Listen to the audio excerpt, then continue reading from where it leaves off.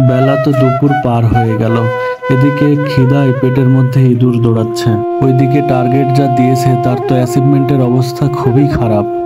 রিপোর্টের সময়ও হয়ে আসলো, এখন যদি খেতে বসি তাহলে তো রিপোর্ট দিতে দেরি হয়ে যাবে। খেতে বসেছি, এই অবস্থায় যদি বস ফোন দেয় তাহলে তো খাবারটা আর গলা দিয়ে পেট পর্যন্ত যাবে না। এখন কি করা যায়? এক কাপ চা আর একটা বিস্কিট খাই আপাতত। ওই যে সামনে চায়ের দোকানটা, ওখানে গিয়ে এক কাপ চা আর একটা বিস্কিট খেয়ে নিই আপাতত। কাকা, চা হবে? এক কাপ চা দিয়েন।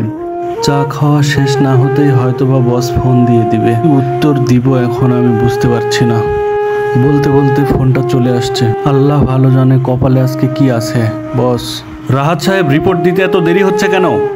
বস, অ্যাচিভমেন্টের অবস্থা খুব খারাপ, এজন্য রিপোর্ট দিতে সাহস পাচ্ছি না। রাহাত সাহেব, কান খুলে শুনে রাখুন এবং মাথায় ভালোভাবে ঢুকিয়ে নিন। আপনি একটা পুরো 0%।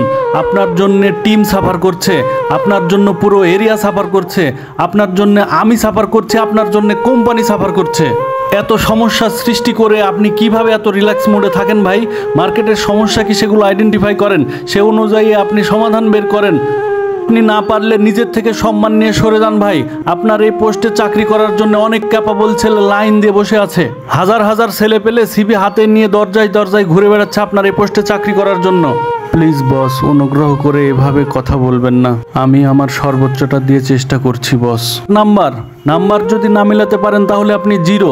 তা বলে দিয়েছি, এটাই ফাইনাল। জি বস, বুঝতে পেরেছি। আমি আমার সর্বোচ্চটা দিয়ে চেষ্টা করব বস নাম্বার মিলাতে। মিললেই ভালো, না হলে আপনাকে মাস শেষে আমার সরি বলতে হবে। দ্রুত রিপোর্টটা দিয়ে দেন। জি বস।